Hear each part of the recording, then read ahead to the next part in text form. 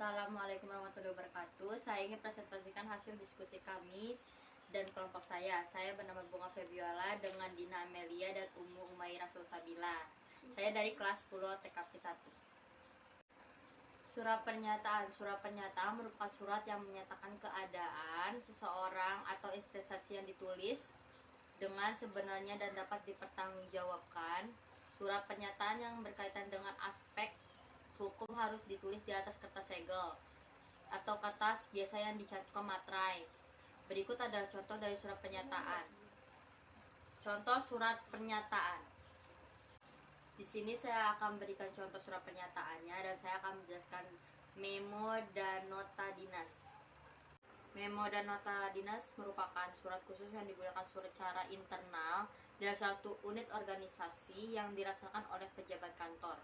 Memo merupakan singkatan dari memorandum yang berasal dari kata memory dalam bahasa Inggris yang berarti ingatan.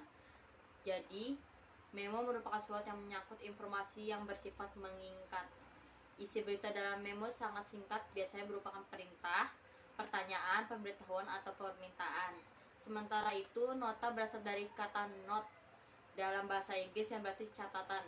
Isi pesan dalam not dinas umumnya juga singkat seperti memo, namun biasanya berupa surat peringatan, penunjukan, dan keterangan secara resmi atau dinas agar dapat diperhatikan sepenuhnya dan dilaksanakan dengan penuh rasa tanggung jawab. Perbedaan memo dan not dapat dilihat pada kepala surat dan perdengarannya. Saya akan menjelaskan kepala surat. Apa itu kepala surat? Kepala surat adalah pada memo, kepala surat tidak perlu mencantumkan identitas secara lengkap seperti nama kantor, nomor telepon, atau bidang usaha. Cukup dengan mencantumkan nama perusahaan, unit organisasi saja, sementara kepala surat dalam not harus mencantumkan identitas perusahaan secara lengkap peredarannya. Dan sekarang saya akan menjelaskan apa itu peredaran. Peredaran not dibuat oleh atasan kepada bawahan atau bawahan kepada atasan vertikal atau antara pejabat-pejabat dalam suatu kantor. Sementara itu, peredaran memo dibuat oleh atasan kepada bawahan atau antara pejabat-pejabat yang singkat. Tujuan penggunaan memo dan not adalah sebagai berikut, yaitu meminta informasi atau not, memberikan informasi atau not, memberikan petunjuk-petunjuk not, memberikan petunjuk-petunjuk meminta atau memberikan informasi yang bersifat mengingatkan memo, informasi atau not, memberikan petunjuk-petunjuk not, memberikan petunjuk-petunjuk meminta atau memberikan informasi yang bersifat mengingatkan memo. Berdasarkan tujuan sasaran, surat edaran dibedakan menjadi dua, yakni sebagai berikut. Suatu edaran untuk orang banyak yang jumlahnya terbatas atau bisa dihitung dengan pasti. Contohnya surat edaran di lingkungan kantor dan pimpinan kepada karyawannya atau pelanggan atau nasabah. Bentuknya seperti surat biasa di mana bagian-bagian maupun isi surat ditulis dengan lengkap. Surat edaran untuk orang banyak yang tidak terbatas jumlahnya atau kepada masyarakat umum. Contohnya, surat edaran bersifat promosi atau penawaran barang atau jasa. Bentuk surat edaran tidak perlu mencantumkan alamat seseorang, hanya menuliskan judul atau perihal. Berikut adalah contoh edaran. A. Surat pengantar. Surat pengantar adalah surat untuk mengantar sesuatu dengan maksud ya agar penerimanya dapat mengetahui maksud sesuatu yang diterimanya. A. Fungsi surat pengantar antara lain sebagian berikut. Pengantar orang, contohnya dapat memperkenalkan seseorang melalui surat yang dibawa oleh orang itu untuk menghadap orang yang dituju. B. Pengantar berkas atau dokumen, contohnya berkas usulan kenaikan pangkat karyawan dari satu unit untuk diproses lebih lanjut pada unit tertentu. C. Pengantar barang, contohnya mengantar barang paket, kiriman, dan penjual kepada pembeli. Berdasarkan bentuknya, surat pengantar dibagi menjadi dua jenis, yaitu sebagian berikut. A. Surat pengantar berperihal yang berfungsi sebagai pengantar orang dan pengantar dokumen yang disertai dengan penjelasan agak panjang yang terkait langsung dengan pengantar dokumen. B. Surat pengantar yang berjudul yang dibuat berbentuk belangko. Surat ini dapat berfungsi sebagai tanda terima. Akhir surat di bagian kiri bawah kertas tercantum tempat pada tangan bagi orang yang menerima dokumen atau barang.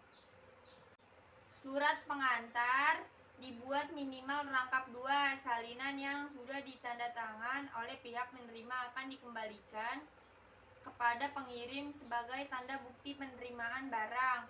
Adapun syarat-syarat untuk membuat surat pengantar adalah sebagai berikut. 1. Mencantum nama dan alamat pengirim dan penerima. 2. Mencantum nomor surat pengantar. 3. Mencantum tempat dan tanggal pengantar surat tersebut dibuat. 4. Kolom dan belangko terdiri atas nomor surat, uraian banyaknya barang, dan keterangan. 5. Mencantum nama yang berhak mengantar barang atau sesuatu. 6. Memberikan tempat tanda tangan dan nama terang yang menerima barang tersebut. 6. Memberikan cap atau stempel inisiasi yang mengantarkan barang tersebut. Berikut contoh surat pengantar. Di sini saya akan menara contohnya. 9. Surat perintah. Surat perintah adalah surat yang dikeluarkan oleh suatu instansi atau pihak yang lebih tinggi, yang ditujukan kepada instansi atau pihak yang lebih rendah atau bawahan agar bawahan tersebut melakukan sebagaimana yang dijelaskan dalam surat perintah. Bagian-bagian dalam surat perintah adalah sebagai berikut. A.